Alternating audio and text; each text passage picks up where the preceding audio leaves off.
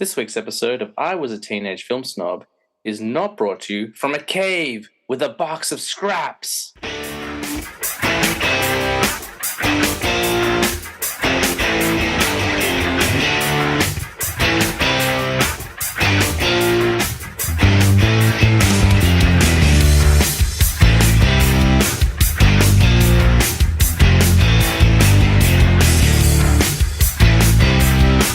Welcome to I Was a Teenage Film Snob. I'm James Chalmers, your friendly neighborhood film snob. And guys, this week I've got a marvelous episode. Getting a really cheesy pun in nice and early. You're laughing at me already. She's rolling her eyes. I'm really excited for tonight's episode because it's something I've wanted to do for a long time. I've kind of been teasing it as like a double date.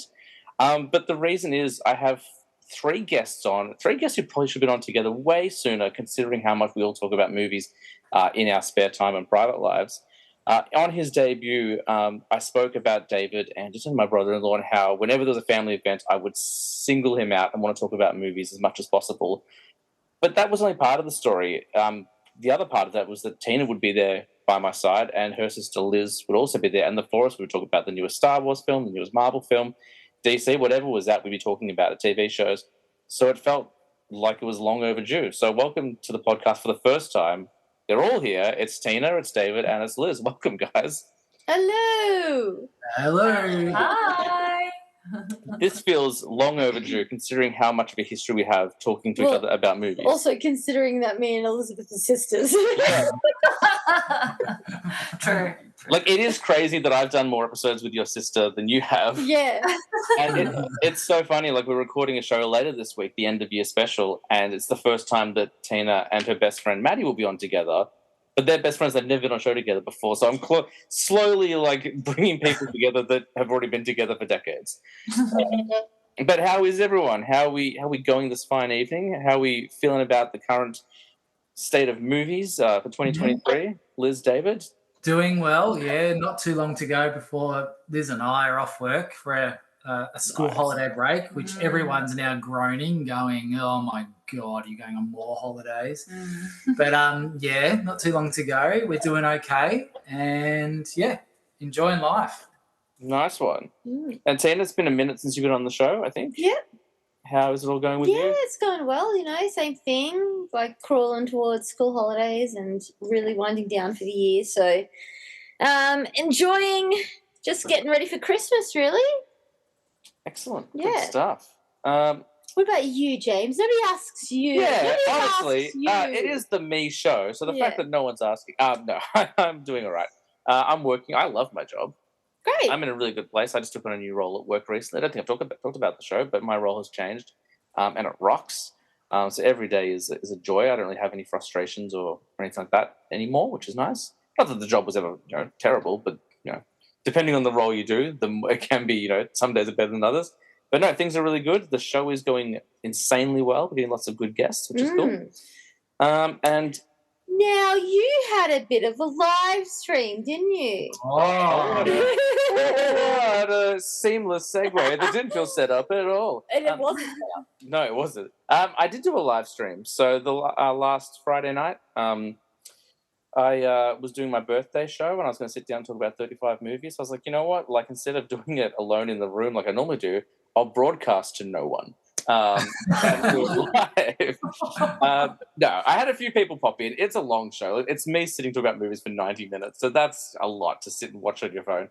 But we had a few people check it out. And the response that I got from people who did check it out was pretty good. So that was excellent. Nice. Wonderful. And I think that might be the format we use moving forward. If I'm going to do a solo show, instead of just sitting in a room by myself, I could chuck on the live stream, and that way I can do a bit of a Q&A and stuff like that. Yeah. But really, it's just for me to get out of my comfort zone, just try something different. Like, the show's been going on almost 2 years now, which is kind of crazy. In February, it will be 2 years. Wow. And so now I'm just trying to do different things to make the show engaging and different and see how to connect with the audience, but also keep testing myself and pushing my own boundaries. Because a year ago, I wouldn't even put my face on Instagram. I was like, I'll do some voice stuff here or there, but people don't need to see me. Like, I'm not the money maker. Like, you know what I mean?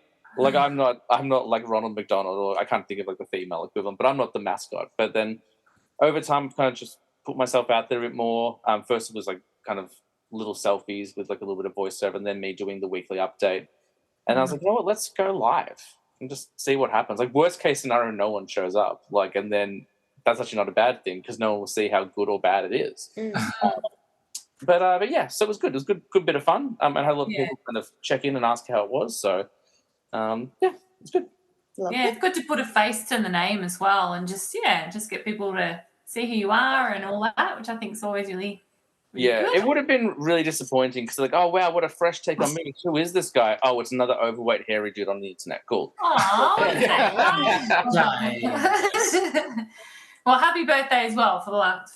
Thank you. Yes, I am officially middle-aged. So middle-aged man. Middle-aged. That's what the internet tells me. No, they said, "Hey, not. old fart, you are officially middle-aged." It's just a number. That's it. Oh, I'm not insecure about my age. No. I've got plenty of other things to be insecure about. The number's not the one that bothers me. No, you've done amazing. It's crazy. 35. Well, I am now in a year's time. I think in a year's time, Tina and I will looking together half our lives. So that's how how old I am. Not you. You're young forever. What a bald-faced lie that was. So we're all getting together tonight to talk about some of our favourite movies, which is what we've always done since the inception of our friendship. Obviously, you and Liz always lived together, so your friendship was upon you at birth. But I suppose since the four of us started hanging out, we've always talked about movies, and I wanted to pitch this idea. I was like, I want to get together all four of us, put us on a show and talk about it because I think we've all got unique perspectives. We'll bounce off each other pretty well. And I was like, what should we do? And the glaringly obvious one is Marvel. Like, we've always talked about Marvel films. It's kind of been that common denominator. Like, at every family gathering, one or two movies has come out. So, like, hey, have you seen it? And then I remember for a while, I think I've talked about this before, I'd be like, spoiler warning, just so, like, everyone, we're about to talk about this movie. And, like, George would look over Liz and Tina's sister and be like, I don't care. And they were like, all right, cool. Right. Spoiler warning has been given. Let's ruin the movie for everyone. Yeah, permission to speak now. That's yes. right. Yeah. But it's always been my favorite part of the family get-together is just us getting some time to sit down and just chat about stuff that ultimately doesn't really matter, but matters a lot to me. It's just like, hey, did you see this? How did, the basis of this entire podcast for the last 73 episodes has been that. So it's been built on those conversations. So we're going to talk Marvel. We're going to specifically talk MCU. I think we have some interesting perspectives because David, I know, has been a lifelong comic book fan for a very long time. I have not been a fan as long as David, but for a pretty long time. But then Liz and Tina, I'm going to be really interested in your perspectives because you kind of came to the universe, I'd say, pretty fresh. It was not too much of a comic book background. Yeah. Like for me, I probably didn't watch my first Marvel movie until about Thor. Yep. So I've known about it. David, yes, you're right. Like he's all into even the comics. Like he's read a lot of the comics, and I go back to the Saturday morning Spider-Mans and Incredible Hulk and Iron Man and all those sort of Saturday morning shorts that they used to like that. I don't even know when they were made, but to me they feel like they were made for me. Yeah. In the 70s. It would have been 70s. And every Saturday morning, 6 a.m. on they come and that was our Saturday morning. So. Yeah.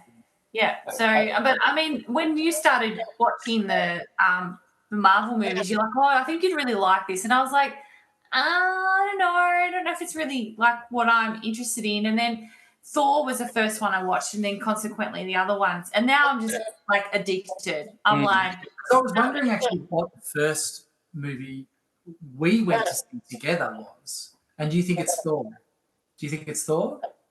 Because I don't even remember the first movie that Elizabeth came with. We both went to the cinema together to watch the same movie. So I know we went to see Avengers together, but I can't remember anything before then. So it depends on when Thor came out. Don't remember when that was. 2011. Oh, okay, maybe. I don't know. I remember vaguely all of us talking about the first Avengers film because Tina, I will talk about it a little later. Tina and I had a very strict routine when it came to the Avengers, so much so we recreated the situation 2 days in a row. What was the strict routine? Well, I'll talk about it when we get to it. Tina, you're burying the lead. But I know our first film we saw in cinemas together was Iron Man 2 because the trailers came on and I didn't see Iron Man 1 in the theaters. My first Marvel film was Incredible Hulk. So then when I bought it on DVD, it came with a double pack with Iron Man, and I'd avoided Iron Man because as the podcast suggests, I was a bit snobby. I was like, I don't know, this American action hero fighting people in Afghanistan. That's the way it felt like it was sold. Yeah. The trailers. I was like, I kind of dodged it, but then when I bought the double pack, I checked it out, and I was blown away. I was like, I couldn't believe what I was watching. So then when the trailers for Iron Man 2 came out, I said to Tina, we should go check this out. I don't remember. Do you remember what you said? Yeah, I was like, I don't remember like word for word what I said, but I saw like the dancing cheerleader girls, and I was like, I don't think this is for me. It was a bit they were all wearing, blokey. Yeah. they were wearing the Iron Man cheerleader suits. I said, no, you don't understand. Like, let's watch number 1, and if you don't like it, then I'll never ask you to see another Marvel film again. You've seen like every Marvel film. Yeah. Pretty much. Yeah. There are a couple you haven't The seen. first Iron Man movie is fantastic. Yeah. Fantastic. Pretty much a perfect film. So today what we're going to do in this episode, this is the first of 4 episodes, and then as the phases continue, we'll get back together. But today we're just going to strictly focus on phase 1, so Iron Man through to Avengers.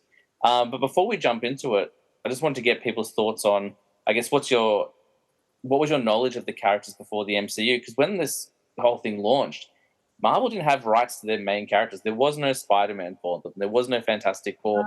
So when these movies started coming out, like Liz, I guess I'll start with you. How familiar were you with these characters? Was there any character that came out? You're like, oh yeah, I kind of know about them. Or how was it for you? Yeah, like I didn't know much about the Fantastic Four. I remember seeing some, trailers coming out for Fantastic Four, but I thought, I thought I wasn't really at that point in time that interested in supernatural. Was it supernatural? What would you call it? Was it Superheroes. Superheroes? Yeah. Superheroes. And I'd seen a couple of the Batman movies and Superman, but I think because I wasn't very familiar with the Fantastic Four, didn't go to see it. Yeah. Then Iron Man came on, and kind of like what Tina said before, I felt like it was just a bit blokey. And I just thought, I don't know if I'm going to like Robbie Downey Jr.'s character, but I just didn't see the bigger picture. So when Thor came out, I knew about Thor because I knew he was like a Viking god. And I thought, okay, yeah, I'll see what this is like. I'm sort of probably more interested in the gods sort of situation as opposed to superheroes. But then got really into it. I thought, and of course, maybe I know where this is going. There's some other lead reasons. person in that role. Yeah. Anthony Hopkins is brilliant. I agree with you. You can't argue with that. No, Well, true. The other leading role guy, But anyway, no. And that really opened my eyes. And then I started talking with David a lot and saying, hey, what's this all about? And how's this all connected? But it actually has taken me a little while to get in. So that sort of opened and introduced my world into Marvel. But, I know David might disagree. Maybe there may be lots of your listeners that might disagree, but I wasn't a big fan of Captain America. And it took me until Endgame to really appreciate him. And also Iron Man, to really appreciate the sacrifices that they did, because I just thought they're just, I'm so judgmental. I feel so judgy right now. Yeah, that's what this is. This is a chance to talk about it. Now I really appreciate, not the acting. The acting is fantastic. All the actors are just so suited to their roles. Perfectly cast. Cast. I just felt like I didn't know if I really appreciated the character that well, and not until now when you've got all these little, Loki, like the season 2 Loki coming out, all of these things that are coming, it all starts to make sense now, to the point where I'm really quite addicted to the movies. I'm like, when are we seeing the next movie? Yeah. When is the next one coming out? I can't wait 3 months. When is it coming out? Oh, well, So, question. So just quickly, to say sorry, but next year there's only one Marvel movie. Yes. Yeah. But it's Deadpool 3, and it seems like everyone is coming back. Like, such a good movie to they're come. wearing all the accurate costumes. Like, everyone who's ever been to Marvel film ever is coming back. So it'll be a big event. You were going to ask a question, Tina. Mass. So did you not really enjoy Captain America because he's too perfect goody two shoes sort of thing? Yeah, I just didn't really appreciate, yes, part of that. But I think I just was like, I didn't quite understand the correlation. It sounds really dumb now. I sound so dumb because I'm like, now I see the correlation. But I was like, World War II, like, I don't know, whatever. Like, but then I realized that the reason why that was were happening because when they were doing the comics, that's what was the big news back then. And Yeah. so they were all producing these comics that were relatable to what was happening in the real Mm. world, and sort of bringing this hope of having this superhero. I didn't quite understand that. I just thought, oh, here we go. It's just like another Batman or another. Sorry, so judgmental. It's not another Batman. Yeah, so I think it just took me a while to understand their character and understand where they were coming from. Because I was a bit like that with Doctor Strange too. I was like, It's so funny. Like all the movies you're listing are like my favorite ones. Like I know. is probably my favorite one. Doctor Strange from that phase is one of my favorite ones. But that's okay. It's all good. But you know what? I think it's because I didn't appreciate or didn't take the time when the movies first came out to watch them. And now I see all the correlation. So you've actually helped me grow. Like, so watching them, what I mean to say is watching the movies now I'm like, oh, why didn't I just watch that? I should have just watched it and just put my judgment aside and just watched it so that now I can understand why Doctor Strange is doing that. Now I can understand where Vision came from. Now I understand, all of those things that all like this big map of information. You make all of these little connections.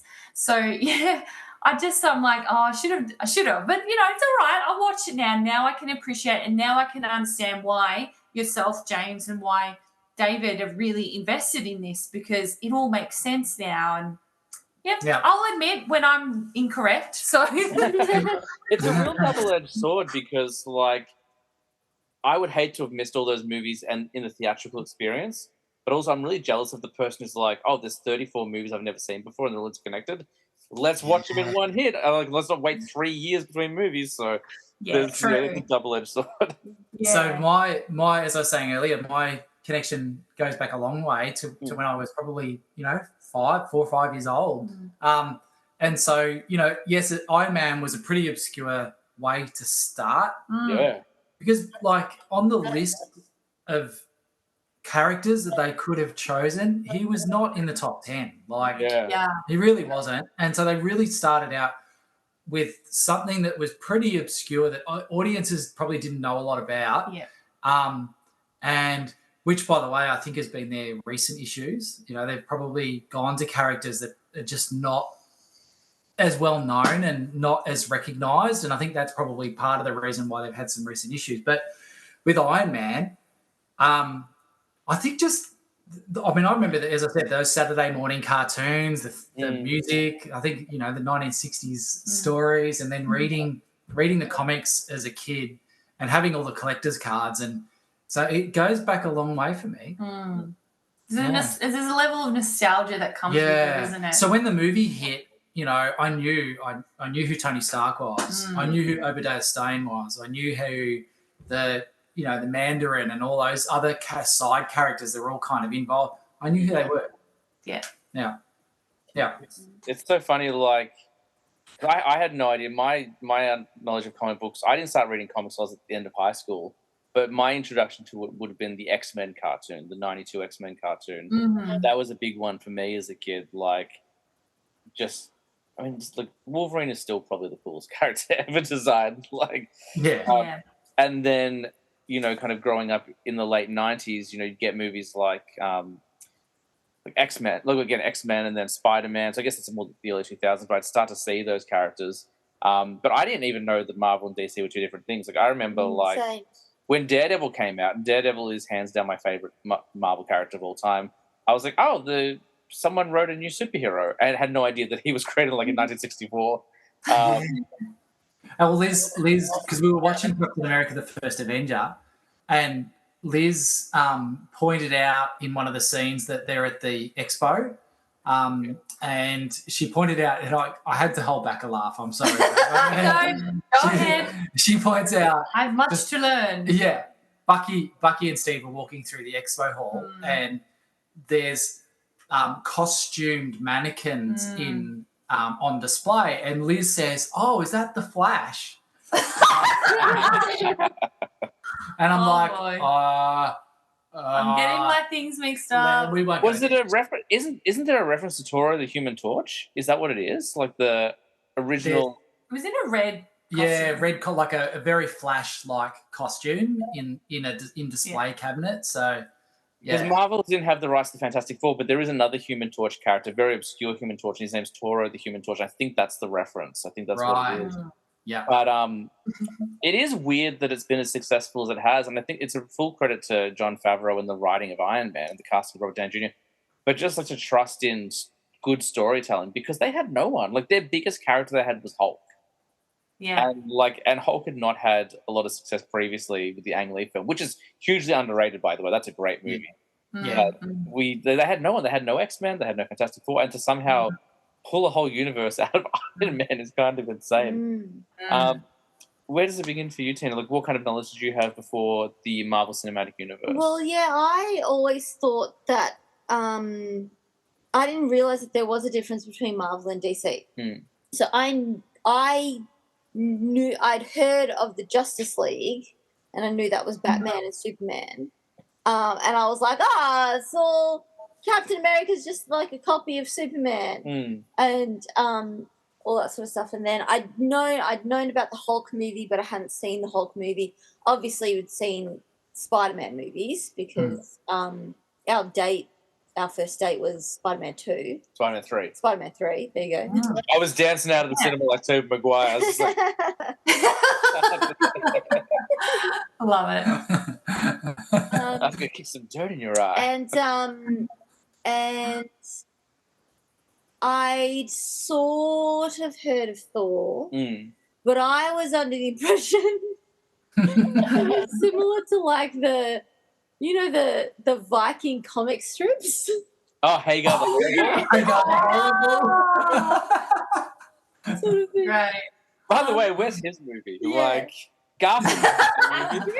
Asterix and Obelix? Yeah. I think there has been some TV shows about that. Asterix, there's been movies. Yeah. Not Hagar. That's a good one. Get on it, somebody. Get on that. That's a really deep cut pull. Like, if anyone listening to this knows who Hagar the Horrible is, you get bonus points. That's and I watched little bits and pieces here and there of like Fantastic Four movies, but I really, really do not like the Fantastic Four. I cannot get on board with Mr. Fantastic. Yeah. I just can't. The only stretching character that works is Elastigirl from Incredibles. Elastigirl. because she's animated. Yes. Well, I cannot see an elasticated character and go, that looks good. I will say this, for all the criticisms that got the Fantastic Four reboot in 2015 with Miles Teller, I was saying for years, I'm like, he's basically a shapeshifter. Why don't they morph his face? And then they did that, and I'm like, yeah, there you go. There's a good practical use of the elastic powers.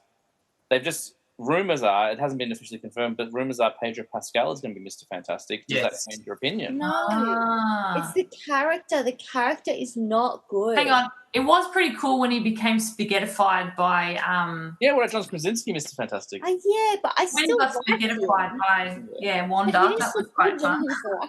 Okay, what about Daniel Radcliffe as we'll just keep going through all of it. All the favourite characters, all of our favourite actors, yeah. But yeah, so then I hadn't seen any Marvel movie. Had you seen the X-Men movies?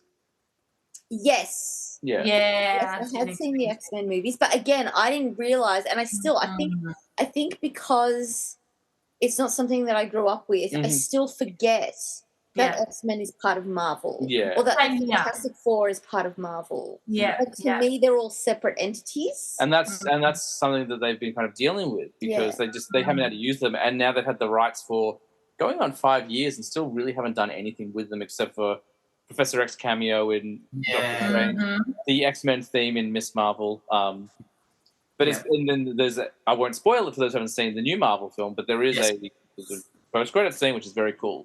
Yes, it is quite interesting, isn't it? Oh, you've seen the Marvels? Tina hasn't, so I'm not spoiling it. We have seen it. Yeah. That had been spoiled for me as well, but it didn't make it any less cool when I saw it on the screen. I was like, that. It was cool. I did say to Liz, I said in the theatre, I'm like, oh, that's cool. Yeah, it's good that they're tying, that's what I mean, they're trying to tie up this web of different things, and this whole mutant sort of thing's really definitely playing out pretty much since Endgame finished, don't you reckon? I reckon they're bringing in those... Just gradually. I think they're gradually. really holding it back because they know that it's the big next big Yeah. saga. So I think they're being smart in holding a lot of it back and just feeding little bits and pieces in and just going, because they know that that's the future. Like that's the next 10 years of storytelling. Yeah.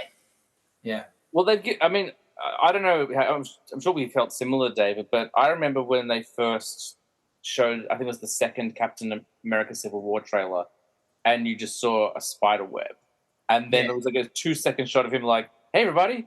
And I was just like, it's taken us this long. Spider-Man's finally going to be next to Iron Man. Yeah. Like, that was insane. Like, and we had to wait so long. We'd had, 15 years of Spider-Man movies, and he wasn't allowed to meet anyone in his universe. And finally, after all that time, he showed up. But I'm getting ahead of myself because that's 2 episodes away. That's phase 3. And I think that's the problem. I think all of that, this character is owned by this company and that character is owned by that company. It made it really confusing for non-comic book fans to understand why things were like that. Well, like I didn't know that Spider-Man was.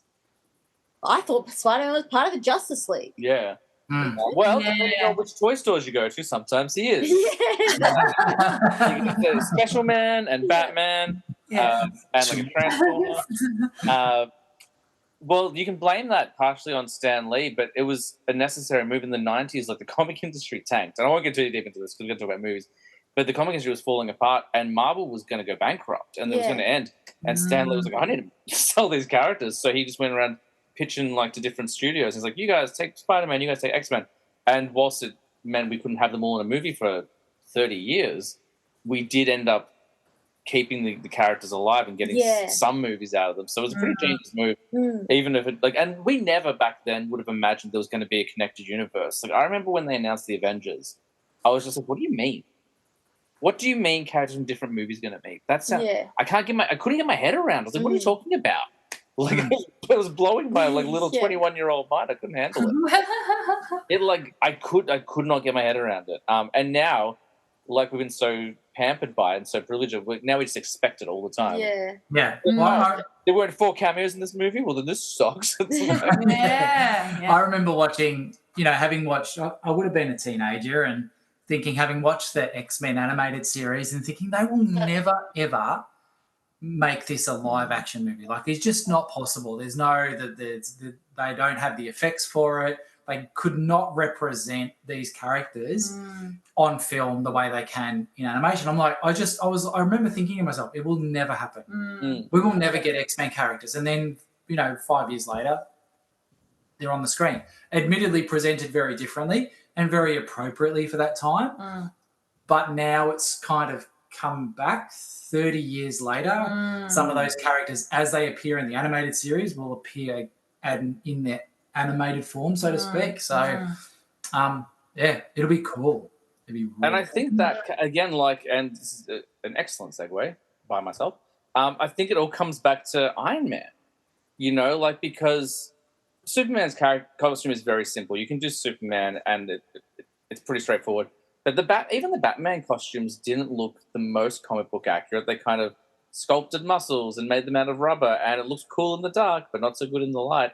But then with Iron Man, they were just maybe Spider-Man. Spider-Man's actually pretty good. With Iron Man, they're like, screw it. We are making him look exactly like he did. The Mark I is going to look exactly like the first Iron Man costume. And the wonderful thing about what Marvel has done is that every movie, every character gets an upgraded costume, just like in the comic books. But there's always like a story-driven reason most of the time. It's like they found a way to incorporate it. I think we should start talking about Iron Man 1. This is where the journey begins. David, am I right in thinking you're the only one out of us who actually saw it in the theatre? I did see it in the theatre, and I would have been opening day. Yeah, because I was buzzed about it. Because prior to that, we had those Fantastic Four movies. We had a few Batman movies. We had the Daredevil movies. Lackluster. I'm going to say lackluster. Like there was not a whole lot. Punisher, I think we had a couple of Punishers. Yeah. I'm not sure about Punisher was really a hit and miss for me. Like the John Travolta. What was the lead? What was it? Thomas Jane? Thomas Jane, yeah, the Thomas Jane Punisher. like it was just a little bit like it just wasn't to me. It wasn't a great story. Yeah. So coming into Iron Man and it looked great. You said it earlier. It just looked fantastic and was just presented well. And even in the trailer, Robert Downey Jr. just came across as the perfect Tony Stark. So yeah, I was really pumped for it, and I would have definitely seen it open day. Yeah. That flick, considering it's 15 years old and was kind of the beginning of real modern CGI. Yeah. Still looks good. Yeah. Yes. I was shocked, actually. 2008, and they had produced that, and they hadn't even started this. Well, that was obviously the first movie of so many Marvel movies, but that was a brilliant way to start off. It was definitely like it just was believable. Like it was so like the CGI was fantastic. And also Robert Downey Jr., as much as I'm never been a real big fan of his, because he's always sort of been the cocky sort of young sort of guy, but he just suits the Tony Stark character so well. And just everyone, like it was just brilliant. I really can't fault that movie, actually. Like there's really nothing in there that it's a great segue. You meet Nick Fury at the end. It's just great to, it's a good way to start the Marvel series. Yeah. What I was really surprised about it when I first watched it, because I knew nothing about it. Like going into it, I knew absolutely nothing. And your whole thought process is, oh, it's a superhero. He's going to get superpowers. Like he's going to get bitten by a radioactive something. And then it opens and it's literally like it's set in like 2000s. It's the war in Iraq. Yeah. It's about selling like weaponry to, terrorists and all this kind of stuff like that. I was like, what is the story? Like that completely just like threw me for a loop. Yeah. And then to like, watch him create the suit in order as a way to escape out of this, prison basically. I thought that was such an interesting concept because my brain was like, oh, he's going to be a spaceman or something like that. So cool. And it was just completely not expecting that entire storyline. And there's no superpowers. Like as Obadiah Stane says, he built it in a cave with scraps. Yeah, like, that's right. He's this genius intellect guy who happens to have a bit of swagger as well. Like there's that first Stanley cameo as Hugh Hefner. Like but like what's so interesting about that movie is if you go back and watch Iron Man 1, like I don't know, like you have to like put it all on Kevin Feige. Like who would have had the vision to be like, and one day in about 10 years, this movie's going to lead to Thanos because like it's so grounded. You can't imagine aliens or space. You can't imagine the Guardians. You can't imagine Vision. Even Thor is like such an unusual concept. But I remember the thing that blew me away about this film, and there's a lot to enjoy. Like obviously the AC/DC soundtrack is very cool. But the thing that blew me away is that film ends on a very simple premise, which is also how the saga ends, with him saying, I am Iron Man. Never before in a superhero had you seen someone revealed their identity to the public. I'm just saying, what are you talking about? What are you talking about? You can't do that. What do you mean? Yeah. You're supposed to keep that a secret. Yeah.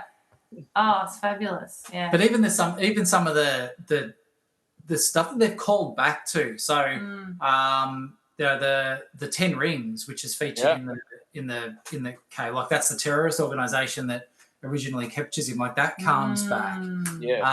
What I thought at the time, which I thought, I'm glad they sort of went back to it in Iron Man 3, was they grabbed the fact that he's ultra wealthy and he's this cocky, charismatic weapons dealer. Like it's not, like, doesn't get it wrong, and he's weapons of mass destruction, and he's in the opening scenes, he's unabashedly boasting about the fact that he's a destroyer of worlds. Like and then you go from that to then he gets kidnapped and he's trapped and uses his genius to find his way out of it and realizes the error of his ways and then comes around. What I was missing was the alcoholic side of his character, which has always sort of been there, but he was always this alcoholic playboy type of character. And they did go to that in Iron Man 3, which I thought was really good. But it was perfect. In fact, every member of that cast is perfectly suited, maybe except for Terrence Howard. I was going to say, one of them doesn't stick around. Yeah. And we would say that happened a couple of times in Phase 1. Terrence Howard wanted a lot of money to come back in Iron Man 2. And they're like, do you know who's just as good? Don Cheadle. Yeah, I agree with you with the casting. Like, there's not a footstep wrong. Like, I think Nick Fury, the casting was based on Brian Michael Bendis run. Like, they kind of just redesigned him to look like Samuel L. Jackson. And they're like, we should just get Samuel L. Jackson. And, like, he's been in more Marvel films than anyone else in the Marvel universe. Like, he's always showing up. Getting Jeff Bridges, like Academy Award winner Jeff Bridges. I was thinking about this before we were recording, like, earlier. So I was like, man, like, with this whole multiverse thing, I know they killed him off, but, like, it'd be really cool to see, like, Jeff Bridges come back. He's so good in that movie. He has great lines. He plays, like, he walks that line between friend and foe so well. Like, I know when I watched it, I didn't see the twist coming because I didn't know the comics. I wasn't like, oh, that's Obi Stain. He's going to betray him. I was like, what? He was the bad guy? So that was exactly that. I was going to say that he does tread that line really well to the point where you don't realize that he's going to be the villain. Like, he's still in that story. So that was really good screenplay. Great characterizations, great casting. And that's lucky because sometimes you have really good. You think they're really good movies because all the actors, you've got your Gwyneth Paltrow, you've got, your Robert Downey Jr., Jeff Bridges, and you go, oh, I hope it's really good. And it really did pay off. Like, thankfully, like, having those characters in there, and they played them so well. So, yeah, it's a ripper of a first introduction. And for me, it was an introduction later on, but it's okay. I go back and now I'm watching all of the previous movies before Thor. So it's all the connect. And it's actually quite interesting because you think about, like, as it progresses from Iron Man 1, 2, 3, and then you see to where he ends up, obviously passing away. And you go, wow, like the evolution of his character is really, interesting. So, And that movie has a great callback to the first Iron Man because it's at his funeral they have the proof that Tony Stark has a heart, which is the first arc reactor created, which is in the first movie. I think it's the first movie. Dave will correct me if I'm wrong.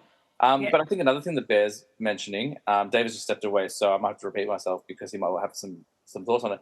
But the idea to shoot within the helmet to show, do the close-up of Tony Stark's head with all the stuff around him, like you'd never seen anything like that in any costumed hero movie before. I think it really added to, like, making it personal. I was just saying, David, that one thing that we need to mention is that in Iron Man, Jon Favreau decided to do those close-ups inside the helmet, which we'd never seen before, and adds so much to. Like, I think if they just shot Iron Man from the exterior the whole time, I think it wouldn't have the same effect. But to go inside the helmet and get him to emote to and a camera, even all that CGI where it's like, he'll have the blueprint of something. That is just like lays it in the air, and then he zooms in, and then he throws things out. That was always really cool. I loved watching that stuff. Those inside helmet shots are straight out of a comic book panel. When you see Iron Man presented on a comic book panel, often you see it with the tech that's all around him and the little speech bubbles that he has a very particular. The art style of an Iron Man comic is a very particular art style. It's very techy kind of text and. And they really did a great job of representing that in the movie. And the other thing I was just thinking of, because I just rewatched Endgame recently, and in Endgame he's got, like, the bleeding edge armor, which he just, like, taps a button and, like, it all goes.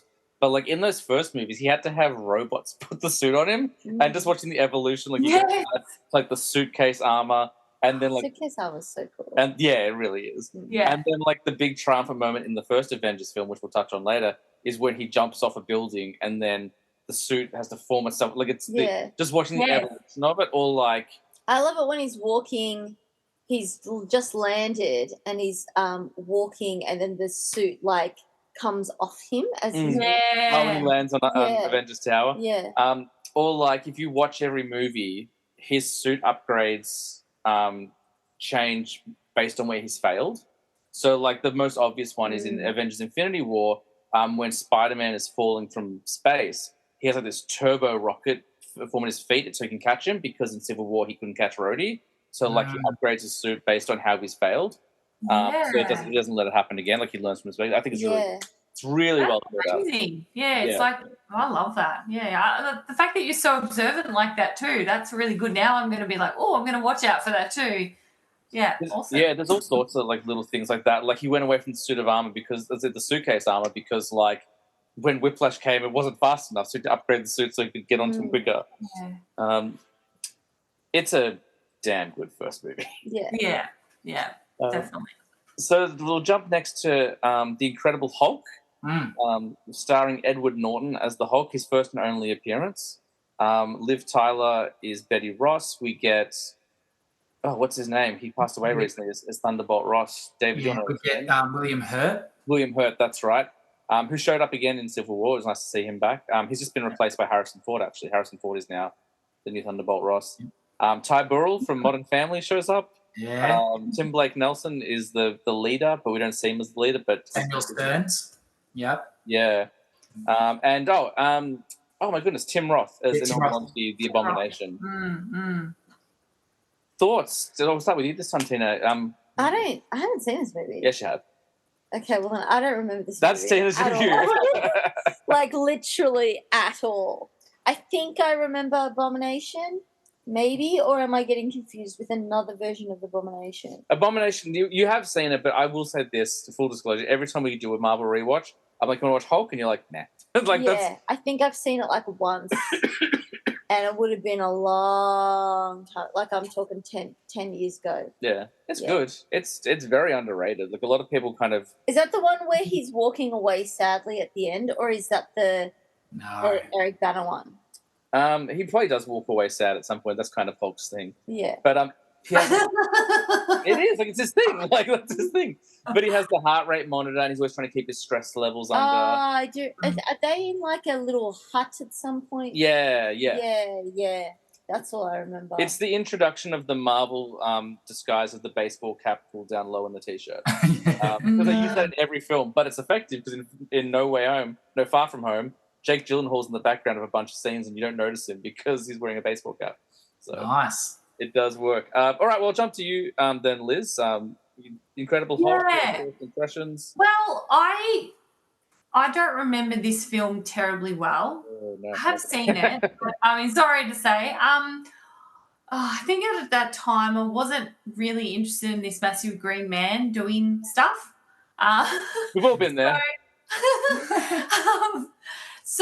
But I think the characters were amazing. I think they were well, like the people who did the roles, you know, Eric Norton? No, Edward Norton. Edward Norton. Oh my God. So there you go. Yeah.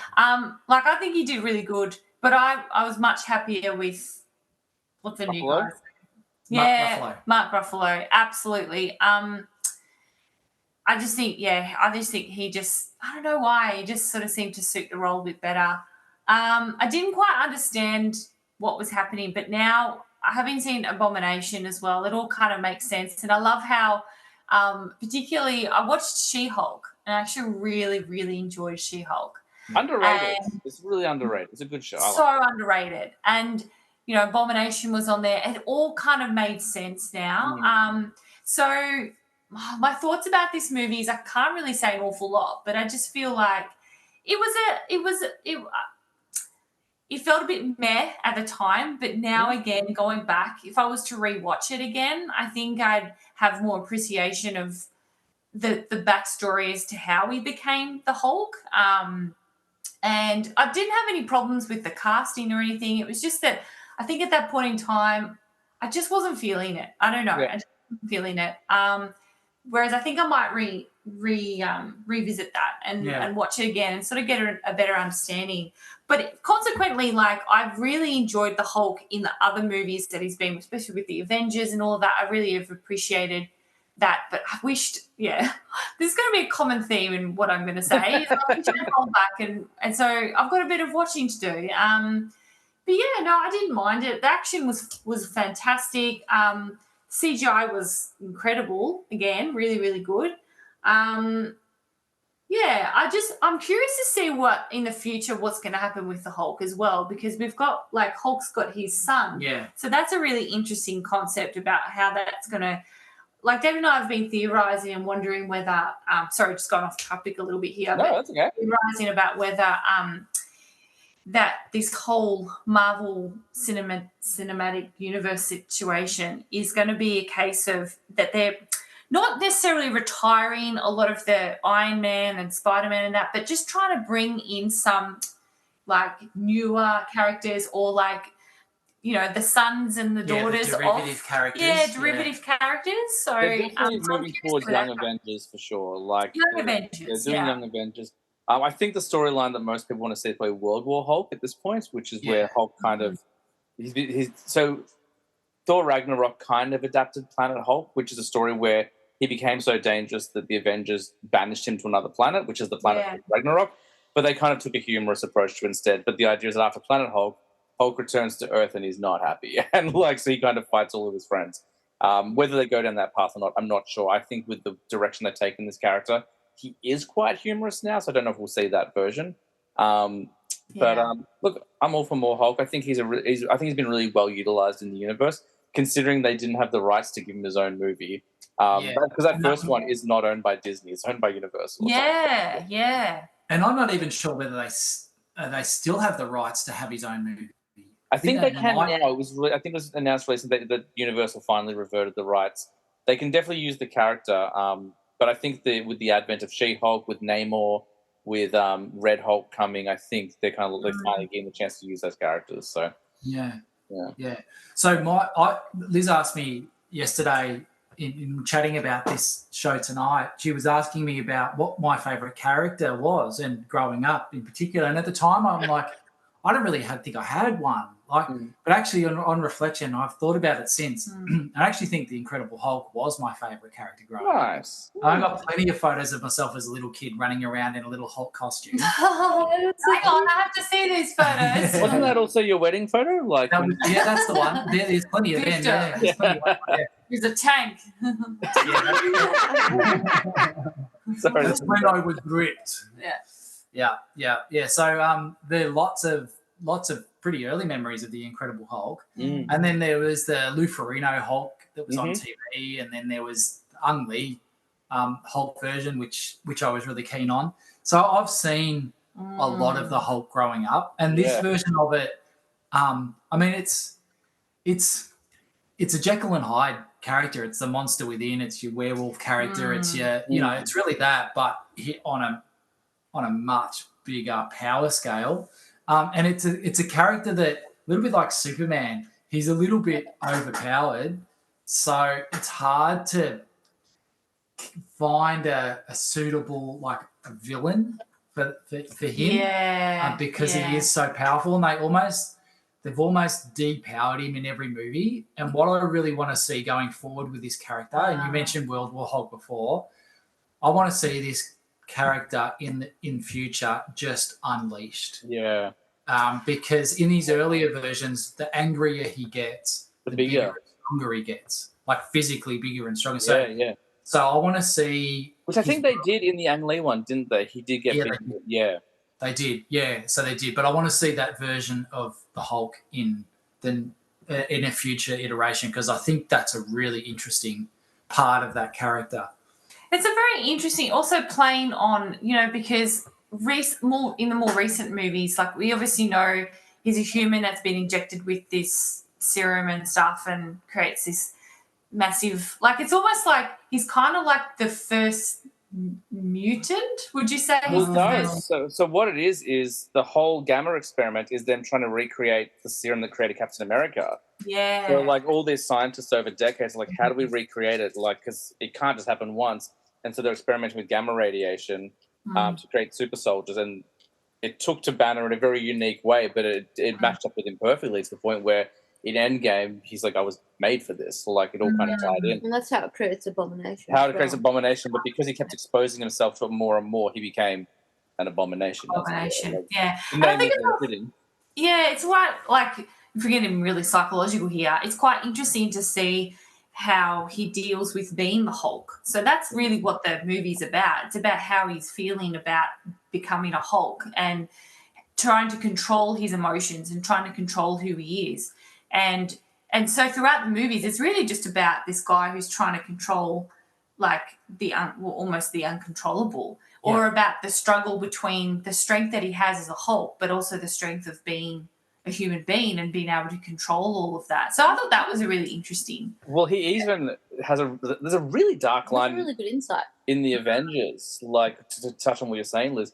In the Avengers, which is one of the most fun films out of all of them, he has a line where he goes, "I got to a really dark place. I put a gun in my mouth, and the other guy spat it out." And it's like, oh, just in case you're not aware, Bruce Banner did try to commit suicide. Like, and the Hulk wouldn't let him. Like, there's some real darkness to that character. Yeah. And I think that also sort of leans into people being able to relate to him as well because of those things. Even though we're not like massive Hulks around, like roaming around the earth, but it's just that human part that, you can sort of really relate to. But I think you see that in all the characters, which is what makes Marvel so successful, is being able to see the relatability between their characters and someone you know or something yourself that you're going through. And the fact that he has to hide himself away because he doesn't want to hurt the people he loves. So he vanishes. He heads off to Brazil and he goes in, so he hides himself away because he doesn't want to damage the people, but at the same time he doesn't want to live with this.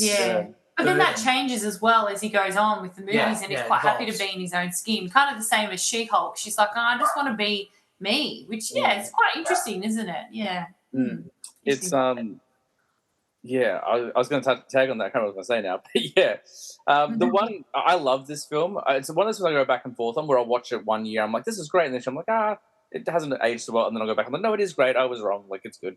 The one problem I think that the Hulk has, not just in this film but in a lot of the films until we get to Avengers, is he suffers from the same problem that Godzilla does. Where it's like, once he's the Hulk, he's a big monster, he's made of CGI, and he can't speak, he doesn't really dialogue. So after a while, he's kind of like, okay, well, it's a CGI thing fighting another CGI thing, and I can't really invest emotionally. But in the advent of the Mark Ruffalo Hulk, he becomes more expressive. He gets to get minimal dialogue.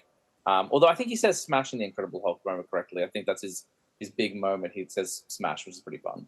Yeah. But I want them to pick, if they are going to do his own movie, I want them to pick an incident, something that's happening in his life that's completely devastating for him, and that he just loses it. So that's what I'd like for them to do. It's going to be interesting to see how they find that, because Betty Ross would have been the obvious choice, and she is coming back apparently. Yeah. But that hasn't really been a driving factor. The catalyst would have been Nat, Black Widow, but we've lost Black Widow, and he was he was okay with it, but it didn't make him Hulk out. But I'm sure they'll find a way to see some betrayal in there or something, and we'll make it work. But and you mentioned earlier that the Samuel Stearns character, the Tim Blake Nelson's the leader, is returning as well. So he features in this movie, and you get a little bit of a glimpse into what he becomes. So it'll be interesting to see what that character becomes. I think he's in Captain America 4. I think that's where he's going up next. Yeah. Him and Red Hulk, apparently. So all right, so we'll jump to Iron Man 2. This is the halfway point. This is number 3 of 6 of Phase 1. This is one of those films that has been looked back on a little bit negatively. People have felt it hasn't been quite as good, but I remember my initial reaction to Iron Man 2 that was fantastic, and every time I watch it, it's really fun. Tina, I'll get you to start this time, Tina, because you didn't have to say much about Hulk, but Iron Man 2? Iron Man 2 is I Want My Bird. Yeah, My Bird. Yeah. And Justin Hammer, played by Sam Rockwell. Yeah, and who's the electric guy? Whiplash. Yeah. And who plays him again? It's the wrestler. Mickey Rourke. Yeah, Mickey Rourke. And it's the introduction of Black Widow. We get her for the first time. Yeah, that's right. I really loved Iron Man 2. So underrated. I think I prefer... Oh, no, you know what? Because I was going to say, I think I prefer Iron Man 1 and Iron Man 2 over Iron Man 3. But Iron Man 3 is really good. Yeah. Iron Man 3 grows on you. Yeah. All three of them are fantastic. But I really enjoy Iron Man 2 because it really builds on like what was set up. You really get you get more of that Playboy Tony Stark playboy sort of thing because, you're not stuck in a cave in the middle of the Middle East. So, yeah, you get more of that playboy sort of like experimentation with different ideas and different things that he can do with his suit and all that sort of stuff. You get the suitcase suit and everything. You start to actually see people. What I really enjoy is that you actually start to see people begin to become villains in retaliation to having superheroes. So you see the first Iron Man movie and like there isn't real, like there's the bad guy is just like, I want this technology sort of thing. And then you get into the Hulk 2, you get into the Hulk and it's kind of like the bad guy is like, I was more power done badly and now I'm like a monster. Whereas like now we're actually starting to get into that vein of villains where they see a hero and they're like, I could fucking do that. I can do my own version, like Vulture. Vulture's like whole thing later on with Spider-Man and everything's all got to do with like, I'm going to take matters into my own hands. And I really like that villainous trope. Oh, yeah. Iron Man is responsible for all the villainy in the Marvel Universe. His tech is pretty much responsible for everything. Yeah. Ultron, Vulture, Thanos. Yeah, exactly. But yeah, no, I think it's great. And it's got that fantastic Black Widow scene where she's like... She's going down the hallway. Yeah, she's going down the hallway and she's kicking ass and stuff like that. And then she does that final, like, taser and she walks away. It's the first, like, thigh head grab, but it's not the last. That move will get used in every movie she's in.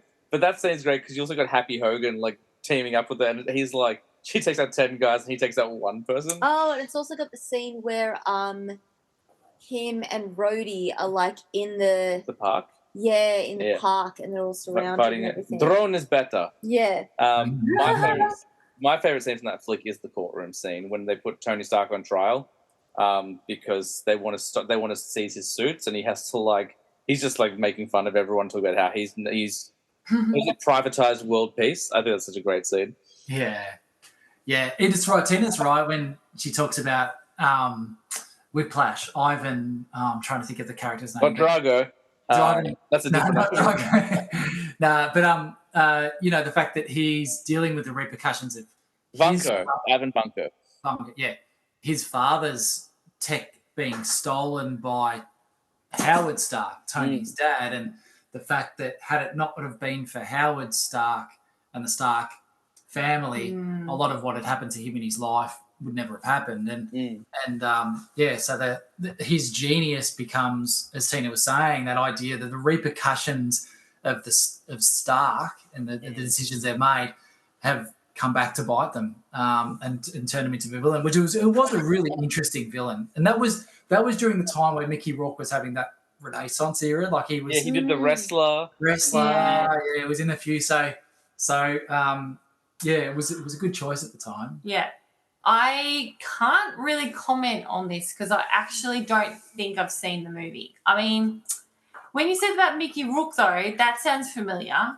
But unless I have seen it or have seen snippets of it, I'm not I reckon really you sure. probably have seen, maybe if you haven't seen the whole thing, maybe you haven't seen segments, just scenes of it.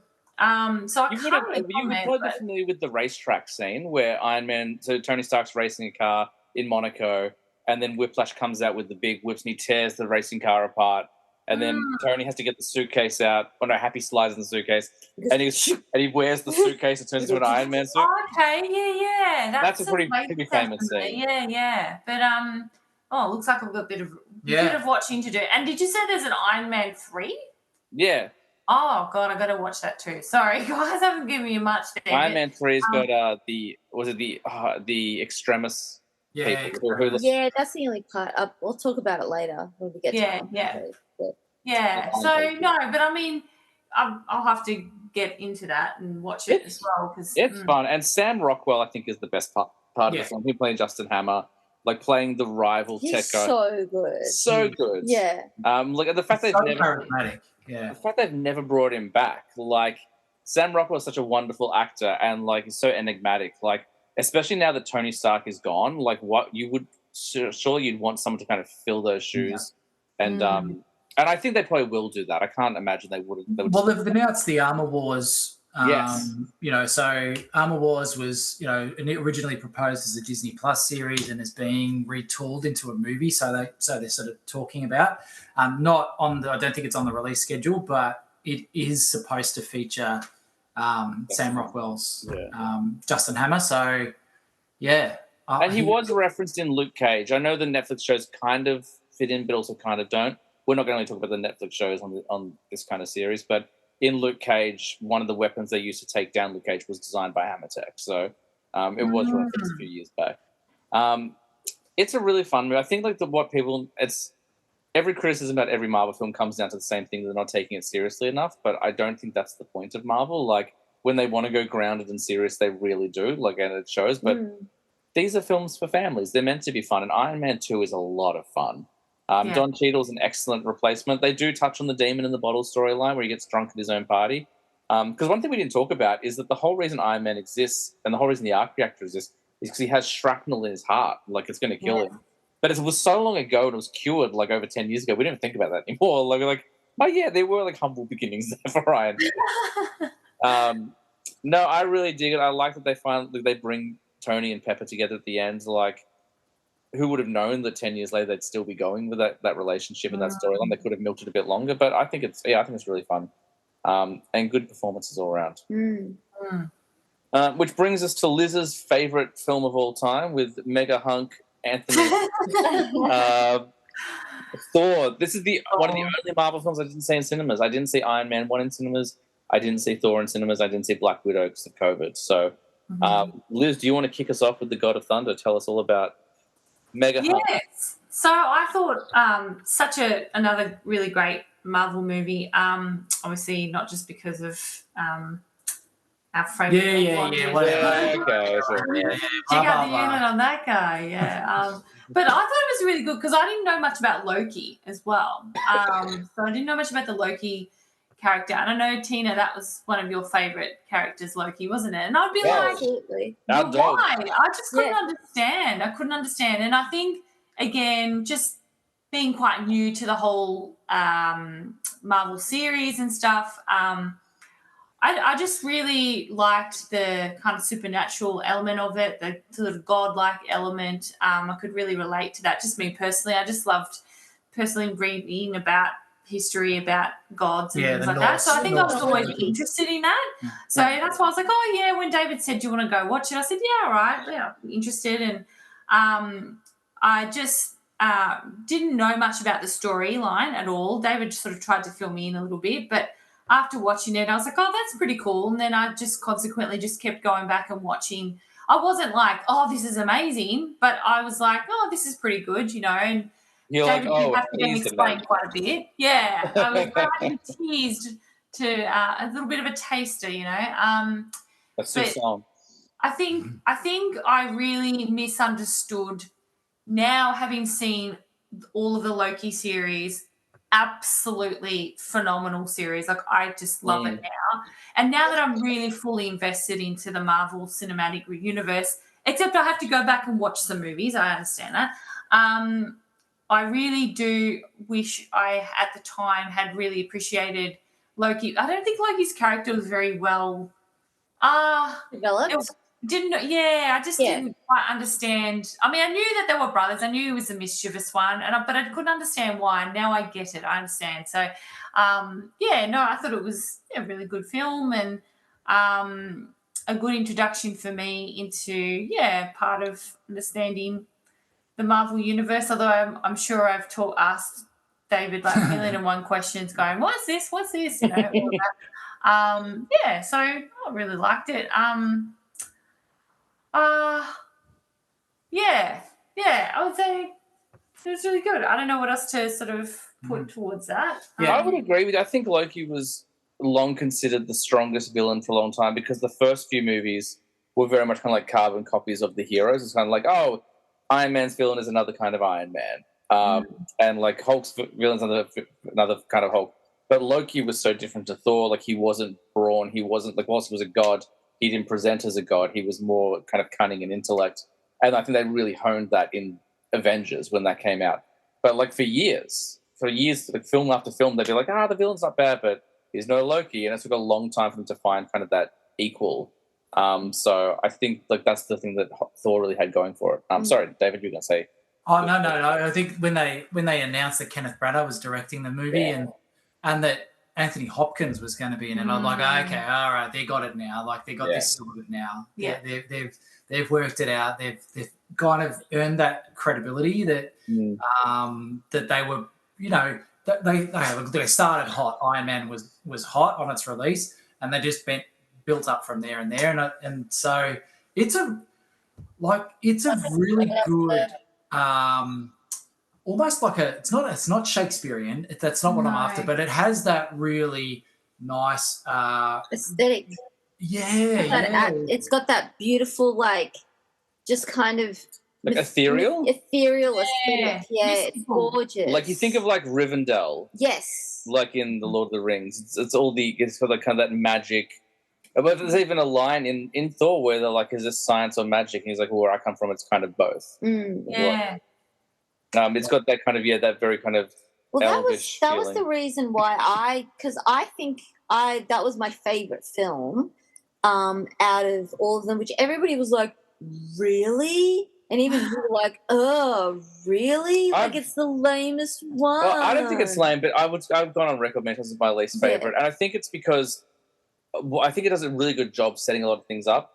Its final arc really is just a robot in the desert, which I think kind of takes away from. I know there's a Loki fight, but it's not really. There is, But I think it suffers from the same thing that the Green Lantern film suffered from. Also, a very underrated film. I quite like Green Lantern, but it's like, we're going to give you an hour on Earth and an hour in space, and you probably need a bit more time in both places to really get the story.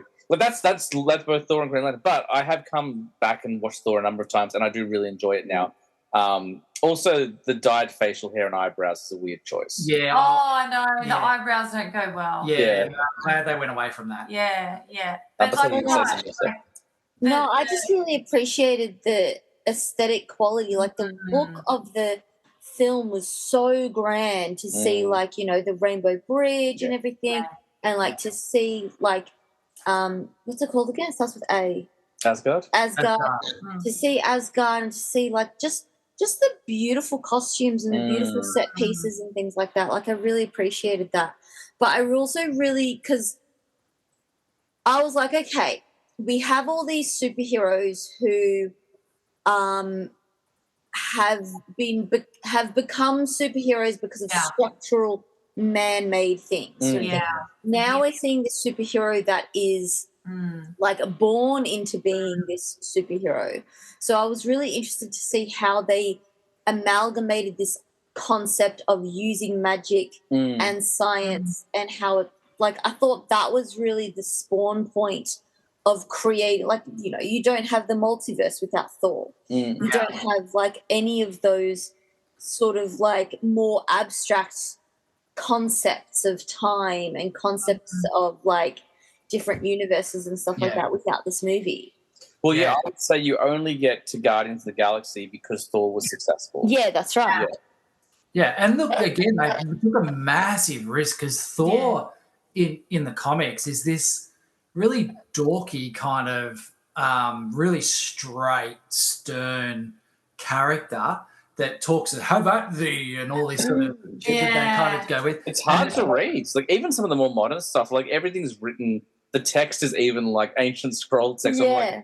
I'm like, I get it, but like, come on. I was reading Female Thor. Jane Foster Thor. And even that was, like, hard to read sometimes. And it's interesting because, like, they actually, with the more recent Thors, it's kind of like all the Avengers kind of look at him, like, when he's talking, and they're like, oh, and it's kind of funny because it's like they have a play on it. Like, they're like, look, we know that he says some weird shit sometimes, but it's actually all right, you know, like, it's all right that he's, we sort of look at him a bit weird, and we have a bit of a giggle, and you hear the audience really enjoying the fact that he's just saying something that would come out of a Shakespearean play. What's that But thing that makes Tony Stark you'll said? get- Oh, What is does it? mother know you're worth her drapes? Yeah. It's just So, and I think also Hemsworth also makes it really enjoyable to watch. Not, I mean, yes, of course, because he looks good. I know what you Something mean. like that. Fun. But like he actually really encapsulates the character really, really well, and then also, but as consequently as the movies go on, like learning about his character, it's more than just because obviously he's this macho, Brash sort of look at me sort of character, kind of like Iron Man, and then really becomes quite humbled and quite like you see later on. I mean, my favorite Thor movie is Thor Ragnarok because I just actually think that's the best movie ever. I just love the color. I love the change between really, really bright, funny comedy and then really darkness that comes at the end. And it's just interesting to see his character evolve over the time and over the movies. Yeah, I really like the movie. I think it's I feel like it is underrated a bit. And Anthony Hopkins is fantastic. Really brings that brutalness to the role. Yeah. It's probably got the strongest cast out of any of those first films. Like if you think about it, Chris Hemsworth is probably the least known actor in the film at the time because he's. Oh really? I would have said Tom Hiddleston. No, Tom Hiddleston had done a few things. Chris Hemsworth previously had been in Star Trek as James Kirk's father. Yeah. And then Home and Away, so he wasn't really known. He was relatively unknown at the point. But you get Rene Russo as Frigga. Idris Elba. Yeah. Zachary Natalie Levi. Portman. Zachary Levi is Fandral, so he plays one of the Warriors 3. I think it's Stellan Skarsgård. Skarsgård. Kat Dennings as Darcy. Yeah, she's great. I love her. It's such a strong cast. Yeah, it's incredible. And then I'm trying to think what the post-credit scene is. That's one thing we haven't talked about is all the films have post-credit scenes. Yeah, the post-credit scene is where Loki. Selvig is with Nick Nick Fury, and they have the Tesseract. And I think Loki has enchanted him, and that's right. Because it's the end of Iron Man 2 where Thor's hammer Mjolnir has landed in New Mexico. Yeah. We didn't really talk about the post-credit scenes. Also, we haven't talked about Coulson, who's such a major part of the first phase. Yes. Clark Gregg's Agent Coulson. And also Thor introduces Hawkeye. Yes. So there's Hawkeye, and then and Coulson's just sort of sitting in the background in a lot of these movies. Just he's the real connective tissue, even more so than Nick Fury. He's the one who's kind of like he's doing the recruiting. Like he's kind of like Nick Fury's like little errand boy. And I just remember something we didn't talk about in Iron Man 2 is that Captain America's shield shows up when he's down his house to like build a new arc reactor. Yeah, and he goes, it's like, how did this get here? Yeah. Well, I wonder. Yeah. That's supposed to be a prototype, I think he says. Thor's whilst it probably still is my least favorite in the first phase. It's definitely just visually stunning. Yes, isn't it? And the grandeur of it. I think it's such a refreshing change of pace because like Iron Man is very much tech driven and Hulk is very, very grim and kind of like this monster movie. And then suddenly Thor is just like, hey, like here's this golden palace. And as you said, this rainbow bridge, just the visual contrast, it just showed us what was possible. And it really, you're right. And it really sets up all the different types of superhero you could have. You've got the god, you've got the, the tech savvy, build your own business, millionaire, billionaire. You've got like the guy who's been injected gamma stuff and becomes like a mutant. And then you've got, so it's all sort of, and then you've got, all the other characters, whether they're like superhero vigilantes or whatever. And it's really interesting to see how they're all setting it up for what's to come. Yeah. Brings us to, I would say, maybe my second favorite film in the entire franchise. I was almost going to say it's your favorite, but no. Yeah. No, I think Iron Man has to take the edge. But Captain America: The First Avenger is such a wonderful movie. I remember when we went. Is it? It's really good. When we were, I think you graduated, but I was still studying, and you came into the city, and you're like, "Hey, do you have class now?" I was like, "Yeah, but Captain America's out," and so we had ditch class. I was like Captain America: The First Avenger. I just think like everything you need to know about who Steve Rogers is in that one scene at the military training where he jumps on the grenades. Like, it's such a beautiful, heartfelt, driven story. I know you got feelings about Bucky and not of the positive type. Yep. Oh, really? I fucking hate Bucky. I hate him so much. Okay. This is the problem with the film, okay? Because the film, and I've spoken to many people about this, and they also agree with me. Before we do, are we talking about the one set in World War II? Yes. Okay, cool. Just double checking. Yeah. Because my feeling is you don't like long hair Bucky, and that's not. No. This is the problem that I have with Bucky. Yes, I do not like his long hair, but the problem that I have with Bucky is that in Captain America, he has like maybe 2 instances with Steve Rogers, right? And they are like very, very, very brief instances and very, very, I would say like not super friendly, like not buddy, best pals kind of friendly. They're kind of like acquaintance friendly. And then, what is it, Bucky dies or some shit?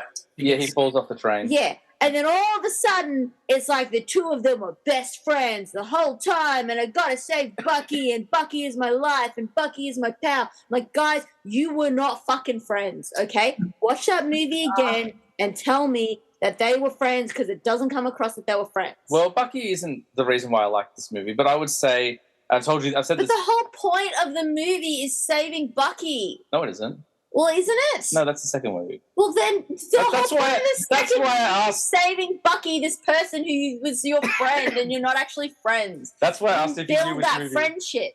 No, but like as I've said time and time again, Bucky is the last remaining connection to his past, where his era that he grew up in, and also we've all been in a friendship, every single one of us, where we've looked up to someone who probably doesn't look at us the same way. Now, I think that there is more to the friendship between the lines than you get to see in the movie, but Steve Rogers is not the hero in this movie until he physically and emotionally steps into the hero role. So like he's always looking up to Bucky. He's like, he's the guy who stuck with me. He's the guy who let me tag around. So like there's that respect and that admiration. I think we've all been in a relationship with someone or a friendship where like, you know what, like maybe I'm not seeing at their level, but they didn't say no. They kept me on board. They let me stick around. And sometimes that's enough for people. I think that is you being extremely lenient and reading through very, very, very broad lines here. I can don't disagree with you. I can relate to what Tina's talking about, because there is a scene where Bucky leaves to go to the war. They're again coming back to the expo. Steve is sort of in the military sign up area, like, sign on, and he's standing there. He's looking at a poster that his face reflects on the soldier's face, and he can sort of envision himself as a soldier. And Bucky sort of approaches him and basically says, "Come with us. There's a couple of girls here. Let's go and party." And Steve's like, "No, you go." And he's happy. And then Bucky sort of says, "But I'm going off to war tomorrow." And they sort of, man hug and see you later and look after yourself and stay alive and blah, blah. And that's kind of the end. And it's I can kind of understand where Tina's coming from. It doesn't feel like they're the closest of mates. He's about to go to war, so I can kind of relate to it a little bit. But Bucky does also save Steve after he's in the alleyway. So Steve's got the trash can lit as the shield. Because the guy's like being disrespectful in the movie theater, and then Bucky's like shove off and like intervenes before he can get too badly beaten up. So isn't that basically just their 2 interactions? No, because then like they interact like when he saves them from the compound, they're kind of buddy, and he's the one who gives. He's like, everyone like, let's all hear it for Captain America, and like we're going to work together to liberate, this train. And it's a real shame because I really enjoy the setting of the movie. I really enjoy the setting of the movie. I really enjoy the concept. I really enjoy the 1950s style and everything. There is just something about this movie I cannot get behind. I do not like. It's got the Tooch, Stanley Tucci. as Erskine is so good. He was great. I just thought He is great.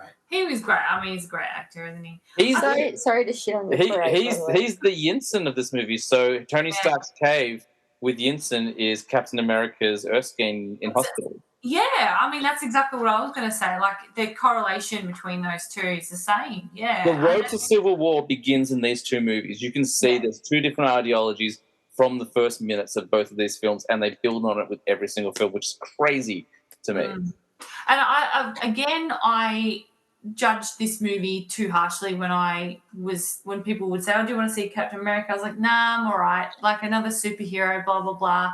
But actually, I really enjoyed watching how.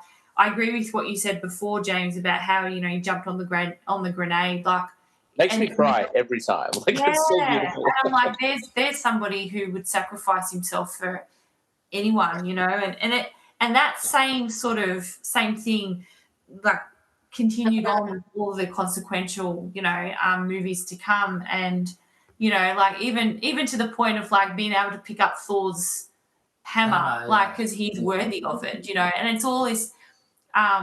It was just this sort of idea of grit and determination, and he was willing to do whatever he needed to do in order to get it through. And I really appreciated that. I think I was quick to and harsh to judge it before. It took me a while to watch actually Captain America, but the villains are fantastic in it as well. Like, they're so good as well. It shouldn't work. Like, it really shouldn't work. It's like, if you kind of think about the character, like, just imagine for a moment that there was a character called Captain Australia. Lame as. Like, exactly, it shouldn't work. It just feels a bit camp, doesn't it? I think the only way you can do it is by being as earnest as they did it. Like, just play it straight. Like, don't ham it up. And to your point, Liz, like, there's that moment where he's sitting down and he's like the night before surgery, and Erskine's like, "So, you want to kill Nazis?" And he's like, "No, sir, I just don't like bullies." Like, that is the heart of that character. So, like, he's just genuinely wants everything to be cool. He's just like, why do we need to make things difficult? Yeah. So, and it's good to see, like, is it in Endgame where, like, he gets older? Yes. Yes. It's really nice to see that, he can finally now retire and will, in a way, relax and just actually enjoy life, because for such a long time he was, doing so much for the country and so much for other people and stuff. So that was really nice to see that human side as well. I really misjudged how incredible his character really is. So, really enjoyed that one. It was good. Yeah, we also haven't mentioned Hugo Weaving. I was going to say, he's going to come. We'll talk about Red Skull. Yeah. I mean, I did touch on the villain. He was phenomenal in that. Yeah. Well, scary as all hell. His characterization as Red Skull is so good. Yeah. So good. Mm-hmm. Like, just, and like it's he portrays that arrogance as a this scientist and mythology, sort of, this idea that mythology is, all the myths that surrounding it are actually true, and he pursues that, and then to the point where he goes, basically, fuck Hitler, I'm doing it myself. Yeah. So he's scary as all hell. Yeah. So yeah. And is that the segue into Hydra as well? Yeah. Yeah. So because Hitler, and this is based on history, like in the world, like in World War II, like Hitler was interested in the occult and like did a lot of research into it, and Hydra is kind of based on that. And again, just like how Hulk is, created from this serum based on Captain America's serum, so is Red Skull. Like, he trialed it first and it didn't go well and turned him into this hideous monster.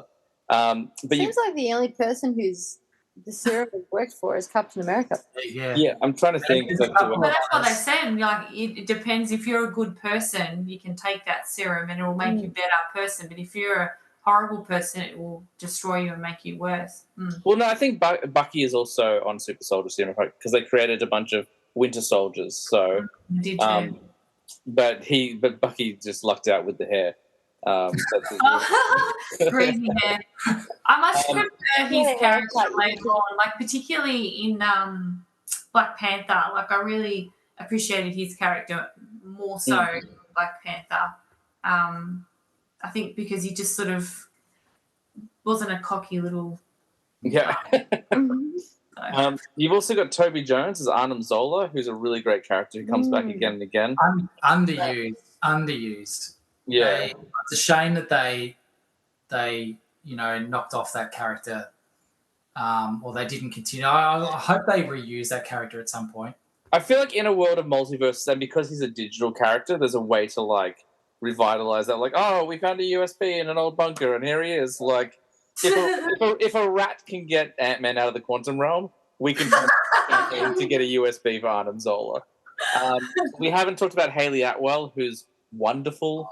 That's if Chris Hemsworth is. There we go. It's Haley Atwell for me. I haven't given it much thought, but yeah, she's wonderful in the movie. We've got what's his name? Who plays Howard Stark? Yeah. Oh yeah. Preacher. I don't know who it is. Preacher.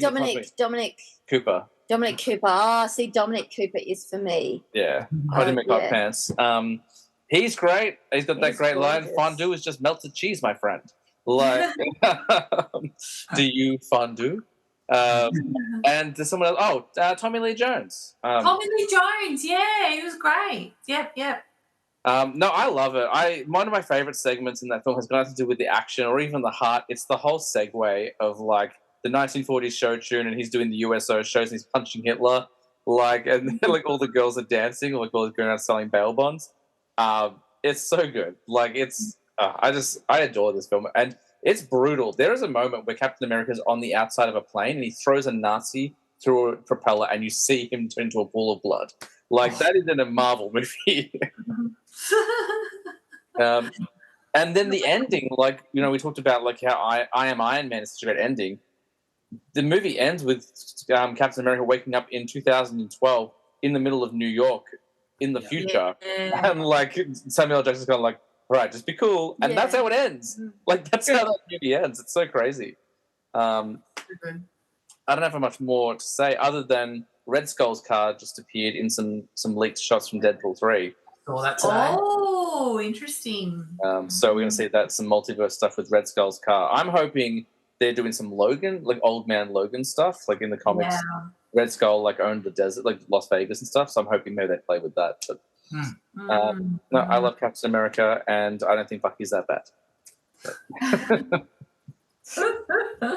He's like, just wait till this podcast is over. I'll tell you why Bucky's sucks.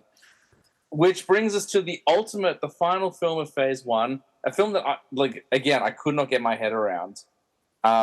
The Avengers, where we get 6 characters who appeared in a bunch of films leading up to it, to team up and meet each other for the first time. Like, it's so weird to think that this could ever happen. And now it's like, how could we not see it coming? Like, because it's just worked so well ever since. But what a stunning achievement in film! Like, I don't know. Like, I don't know where to start. Like, every character gets to interact, and you get to, like, everyone has these cool hero moments from like that 6-person pan shot in the middle of New York, which became like the iconography for any team up ever. It's like, if you want to see what it looks like a team coming together, like, here's the Avengers fanfare and here's a 360 pan around these heroes. Tina, we haven't heard from you in a bit.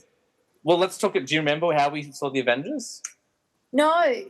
So Avengers come. We book our tickets to go see it at Century City in Glen Waverley. We go to a little restaurant called Bob's Kitchen, and I get my Shanghai-style crispy duck. You get your dumplings and broccoli. We go and see Avengers, and after, I think it was broccolini or something like that. After Avengers, Tina looks at me, she goes, well, that was amazing. Should we do the same thing tomorrow? We booked our tickets that night, and we went back and had the same meal at the same restaurant and went to Avengers a second time. And it was, like, when they say you can't replicate or experience the same thing twice, wrong. It was equally brilliant. Yeah. We went gold class because David was like, no, you really, really need to see this in gold class, because he was super excited about going. And I'm like, but I haven't watched Iron Man and I haven't watched it. It's okay, just come along. And I was like, personally coming from somebody who had very, very vague understanding about a lot of the characters, and hadn't seen all of the movies up to that point, only seen a few. I found it was really exciting. The cinematography was amazing. The CGI was phenomenal. Even with someone, as I said, like a noob like me, I still picked up on what everybody's powers were. And you're right, like that everybody had, because I think it's really hard when you've got like 6 characters to bring them all together in a way that's cohesive and exciting, interesting. Everybody had their moment. No one was one better than another. No one was outshone, but everybody had their moment. And I think that's real the ensemble beautiful performance. It was, yeah. And I think, like, I'm not a massive DC fan, and I think they failed with that with the DC, with the Justice League. I just don't think it took off as well. I think they really, and I think because it's the fact that they had all those movies set up and they did so well and they really told the story really well, the background knowledge of the characters and everything, I think that's what helped it be such a great movie. And obviously the hype, after so many years of finally building up to there. And then we had the other, consecutive Avengers movies. Yeah. It's just so much fun. Like the whole movie is just a blast. Like it has some awesome action scenes. As I was saying, every single character gets their moment to shine. And there's so many memorable parts of it too. Like you get, the Hulk absolutely ragdolling Loki. That's the best. Again, the Hulk saying, "I'm always angry." That's my secret captain. I'm always angry. Like when that happens, and he just takes down like the worm in one go. It's just like, but like my favorite is So this is because of your brother, and he's like, "We're adopted." Yeah. Yeah. There's so many there's so many Easter eggs in it, like just little cool moments, like when Thor, like they've lost against Loki for the first time, and they've all been like the prison that was holding Loki has the Hulk inside and it's been ejected, and when they're finally like, all right, we got to regroup, and Thor puts Mjolnir into the sky, and like you see the different scales of his suit like slowly build up around his arm, or like when they're in New York and Iron Man uses his like lasers off Captain America's shield, and like they work together, seamless team. They work together. Or like just the scene of Iron Man, Captain America, and Thor fighting in the wild. Yes, yeah. Like that's one of the best. Like, what is it? The suit power exceeds 1,000%. It's like, oh, okay. Yeah, it's just and Loki is a terrific villain for this movie. It's just an awesome villain because he's now got the desire to be a god, a big G god, but he's now got the means to do it too. And it's such a wonderful popcorn movie. And I think I remember seeing, we were in a gold class theater. Yeah. And much like you, I just wanted to turn around the next day and go back and see it again. It was so much fun. I wouldn't be surprised if you did actually go see it, but not in gold class. I think you were like, I need to go see this movie again. I think I saw it 4 times in the end. So like it was just so much fun. Like, and there's so many little bits and pieces. And I was just thinking as we were talking, because you're talking about how he has this desire to be a god. Ebony Moore is wrong. In Infinity War, he says to Thanos, "You're the first being in the universe to wield not 1 but 2 Infinity Stones." But Loki has 2 Infinity Stones in Avengers. He has the scepter with the Soul Stone, and he's got the Tesseract, which is I don't think that's a mistake. I just think, like on Marvel, I think Ebony Moore is just so obnoxious. Like he was like, well, only Thanos could wield, but Loki, and I guess that kind of talks to what Loki is going to become. It's just like, no, he is everything he believes he is. He just is approached the wrong way. Like he's he just needs to learn a little bit, and then he can be a true god and this master of destiny. Yeah. And isn't it interesting also, sorry, just going into the future, like how much that has changed for him, and how much he was like, actually, that's not what, I mean, he's still playing God, but in a very different way now. So it's just interesting to see how that whole character changes as well. Yeah, it's a fantastic film, isn't it? Yeah. It is. That's a great movie. And Loki's character arc has been so interesting. I always saw him as a villain. Yeah. always. Yeah. And I found it actually a little bit difficult in the Loki series to reconceptualize him as a hero, not quite, but a Like hero, an anti-hero? an anti-hero a little bit. And he was always, except for maybe season 2, he was actually a reluctant hero too. Yeah. Yeah.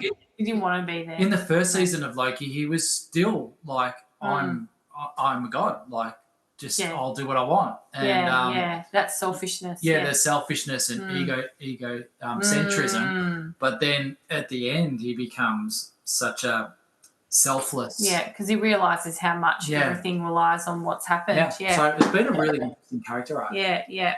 Well, I remember when we were watching season 2 of Loki, because I wasn't a huge fan of season 1. I didn't think it was bad, but I think when season 1 of Loki came out, there was so much happening because it was the first year of the pandemic, and Marvel was like, we'll just put everything on Disney Plus. And so you had WandaVision and Falcon the Winter Soldier and What If and Black Widow and Hawkeye. Hawkeye, of all things, was an incredible TV show. So Loki kind of got lost in it for me. I'm like, it's fine. Like, it's good, but like, there's so much good. But season 2, I really think they elevated. I remember I turned to Tina when I think episode 4 ends. I think it's the end of episode 4 when like everything gets spaghettied. And she said, I know what I have to do and I want to save my friends. And I turned to Tina when the credits rolled. I said, well, that is the biggest piece of character development for Loki I've ever seen. Yeah. Because until this, he's never had friends. Yeah. He's never had friends. It's such an interesting thing. And like, when you look back at it, and they even start planning the season Thor the Dark World, which I think is criminally underrated, by the way. Thor the Dark World, I really enjoy. But like, he's just the little brother who didn't get the attention he wanted. Yeah. You know, like, that's all it is. Like, he's not a villain. He doesn't know his place. Like, and then when he learns that he's adopted and he's not actually Odin's son and all that sort of stuff like that, that's just an extra like nail in the coffin of like not knowing who he is and what his place in the world is. Feeling like he doesn't belong. He's lost. He's a child throwing toys. He's like, I just want attention. And then when Frigga dies, spoilers, like for a 10-year-old movie, like that kind of really shows how alone he is. And like, I can't remember I think it's in Ragnarok where he says, oh, well, I just wanted a brother. Like, and then you start to realize the true tragedy of this character. Like, you're right. That's the first time you really see like him just being quite reflective and vulnerable. Vulnerable. Because all the other times he's been just like, no, I must have the power. I must be the god. I must be better than my brothers. Competition between him and Thor. Whereas, you're right. In that movie, he says that line, and you're like, oh, there's some vulnerability there. That's curious. And then, obviously, we see how that changes a lot. But you're right. He's not lonely. Kind of not really lonely at the moment. Well, he's kind of lonely at the moment, but not really lonely as well. Connected, but also, it's kind of interesting. Isolated. Well, there's also a really great, if you look online, there's a great comparison video, and Loki's last line of dialogue in season 2 of Loki, spoilers, is the same line of dialogue he gives his father in the first Thor as he's falling through the void, where he's like, I know what kind of god I need to be. I know what I can do. But the perspective is completely different. Like in the first one, he's like, I need to fall through this tunnel of madness to take over the world. And this one says, like, I need to give up everything to protect my family. So it's the same line, but the context has changed, which is just incredible writing by the team and making him one of the standout characters of the franchise, at least in my opinion. Oh, definitely. Yeah. No, I think you're right, 100%. A character who, as we discussed, was like a villain, but is so much more than that, or looked like a villain, but he's so much more than that. Yeah, it's really interesting. This film has so much to unpack, like the little squabbles on the helicarrier where, like, Iron Man, something special about you came out of a bottle, and he's like, what are you without the suit? It was like genius, billionaire, philanthropist, playboy, or whatever it is. There's so much to unpack. Like when Iron Man lands to stop Loki and he's playing AC/DC through his suit and stuff like that. There's an awesome scene as well with Hulk chasing Nat through the helicarrier and just helicarrier, and like that's so well framed. You see the Hulk, busting through the helicarrier. Said it again. Helicarrier. It is 10 o'clock at night. We've all been up quite early, so you're forgiven. It's all good. Yeah, so that's a really well framed. Actually, Isabella came home. Was it yesterday or the day before? Because she'd been studying She had been studying the Avengers, or she had been, I think her English teacher or media teacher had been showing scenes, and they were talking about framing. Yeah. And I said, the Avengers has some awesome framing shots. Like they really, and that's what they were doing. They were looking at. She goes, "Oh, we were watching Marvel movies." She goes, "That was fine, but then we actually had to do some work." So I was excited about that. But yeah, you're right. Like the framing is fantastic. Yeah. There's some really awesome shots. There's another really good shot actually when Hawkeye is still being possessed and he's in the Quinjet and he launches the arrow at the helicarrier and the camera like follows the arrow, but it's this like weird 180 spin. I don't know if it's an actual shot, if it was created digitally, but it's for a superhero film where they don't need to try too hard. It's pretty advanced stuff. It's like it looks pretty cool. We could probably talk about the Avengers all night, but if we do that, none of us are going to get any sleep for work. So we can wrap up our chat about the Avengers. But before we wrap up the episode, final thoughts. What are your feelings on Phase 1? What's your favorite film? Like, what were you anticipating after the Avengers? I'll start with David this time. So the Avengers is my favorite. Yep. Probably followed by Iron Man, Captain America, Thor, Iron Man 2's Incredible Hulk. Iron Man 2 is probably on par. Yeah.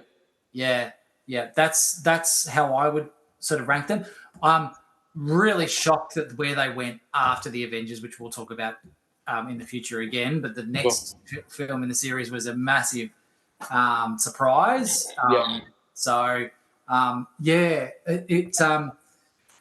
It basically just after that Phase 1, it just exploded. They could do no wrong. So they didn't make a bad movie, I don't think.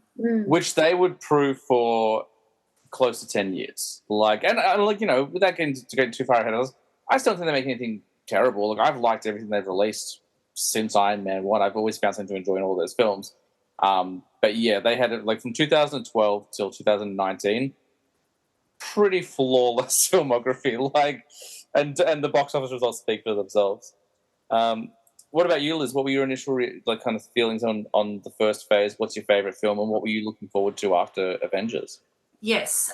So being that Thor was my first that I watched, I thought it was a brilliant, as I said, like for someone who didn't really know the storylines very well, I think it was a really good introduction to Thor's character, but then made me intrigued to watch some of the other movies. So I think Thor would be sort of my first, and then probably my second would be Iron Man, the first one. I still have to watch the second and third, but I thought once I watched Iron Man, the first one, I think the same with how you guys felt. Like, I was like, wow, I wish I'd watched this, for me personally, watched this earlier, but also it's a really good opening to the whole franchise.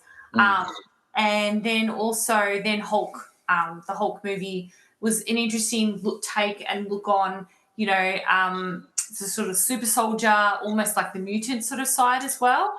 But I think going into the next phase, like I was a lot more into those sorts of movies as well. So I do need to go back and watch some of the other Iron Man, because I think it might actually help me also understand more of what's happening in the future. So I can go back to Endgame and Civil War and all of those. And I haven't seen we've seen Black Widow, but I didn't see, because I knew of Black Widow, but I hadn't seen Black Widow until I actually saw her movie. Yeah. And I'd obviously seen her as a character in the movies, but I hadn't seen her when she first was introduced. What is it, Iron Man 2? Yeah. Yeah. So I need to go back and watch that, and I think that'll be interesting as well. So we should watch Iron Man 3 because it's a Christmas movie. Yes, it is a Christmas movie. Oh, well. Shane Black delivers the first superhero Christmas movie. Mark the Phantasm, maybe Christmas. I can't remember now, but yeah, there's very few superhero Christmas movies, but this is one of them. Oh, wonderful. Well, it's perfect because it's just in time for Christmas. So maybe I'll have to, instead of my usual, what is it? What's Home Alone or Love Actually. Oh, no, I was going to say an action movie. What's the action movie? Die Hard. Yeah, anyway. Or Lethal Weapon also. Yeah, Lethal Weapon. Oh, I love a Lethal Weapon. So I think I've got some watching to do, but that would be my top 3 out of those movies. So I'll get on to watching those other ones. Tina, same question. Favorite film of the phase, your kind of initial reaction to it, and what were you looking forward to?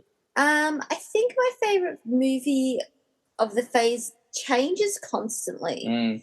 Like, you know, a few years ago it would have been Thor. A few years before that it would have been Iron Man 2.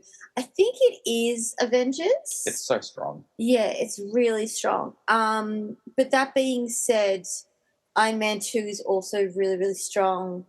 And even though Thor gets a bad rap, I really enjoy Thor.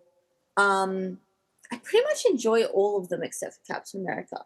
Like, I don't mind. Like, I will begrudgingly sit and watch it. That's fair. What about when he first gets the super soldier serum and he takes the taxi door and uses the shield? That's cool. Yeah, that's cool. Tina's like, I believe that. Yeah. Well, like, it has moments that are good, but I just find it to be a very boring movie. Oh. I'm sorry. I just think that's it's fair. boring. That's fair. Look, if you're not into it, you're not into it. But more for me. Yeah, so I don't know. I suppose what I was interested in looking forward was seeing the other superhero solo movies, because I was like, oh, that's interesting that they did Iron Man, they did Hulk, they did Captain America, they did Thor, and then they did Iron Man 2. And then they did Avengers. So it wasn't like they did another one, like a Hawkeye movie, and then they did Avengers, sort of thing like that. So I thought that was a really interesting choice. So then that sort of set the precedent of going, okay, well then these solo superhero movies are then going to have sequels to them. We're not just getting singular solo movies. So I guess I was looking forward to post Avengers more sequels for more characters, and then new solo movies for characters as well. But again, I didn't know what to expect because I didn't know any Avengers. Yeah, for sure. I didn't know any characters at all. Yeah, absolutely. My favorite, obviously, Iron Man, but I would say Avengers and First Avenger are like close seconds for me. Like they're both those three films just so wonderful. And yeah, I just couldn't believe what had happened. Like at the end of again, as soon as we finished Avengers, like we need to see this again tomorrow. There's no negotiation. We need to see it again, and just like all the possibilities that opened. The two things I was really looking forward to did not come to be in Phase 2. I was looking forward to seeing Thanos because he was teased at the end of the first Avengers film, but we wouldn't see him for another 6 years. And I was really looking forward to Edgar Wright's Ant-Man, which never happened. So, because originally Edgar Wright was meant to direct Ant-Man. Oh, cool. And then that all fell apart. Like, kept getting pushed back and delayed, and then Peyton Reed stepped in and created a wonderful Ant-Man film. Those are the two things I was looking forward to that didn't come to be. Excellent. Well, look, thank you all so much for sticking around and talking Marvel movies with me. I hope everyone enjoyed listening to it. We've never really talked about Marvel in depth before on the show, but there's at least 3 more episodes to come. I really want to thank David and Liz and Tina for staying up so late with me tonight to talk about these movies. Not that I don't hear enough about it when we're not recording. We'll wrap up and we'll get out of here. So for everyone listening, if you want to support the show, jump onto Instagram. I was a teenage film snob _ between every single word. Follow along. You can comment and like all my pictures. I'm always on there posting images of Blu-rays or putting up videos. So if you chat to me, I'll chat back. If you want to write a review for the podcast, I'd really appreciate it. We'd love 5-star reviews. We'll take 1-star reviews. Just found out on Spotify we have a 4.2, which is a pretty good review. I'll take that. Strong. That is a nice, strong review. Yeah. And that's out of 5, not out of 10. And just want to clarify that. If you want to support the show financially, you can jump onto tpublic.com. They're doing massive sales right now leading up to Christmas. You can get your own T-shirt. I don't know how much it is exactly, but it's a pretty good discount. And first-time buyers get 15% off. Just head to TeePublic, search for I Was a Teenage Film Snob, or check out all of my links. It's a comfy shirt. It looks great. It was designed by Josh, who's a regular guest here as well. That is going to do it for this week's episode. So thank you again to my wonderful guests, my wife Tina, her sister Liz, and our brother-in-law David. We're looking forward to talking more Marvel in the future, but that will do it. As I say every single week on this show, guys, I was a teenage film snob, but I'm trying to be better. We'll see you next week. Bye.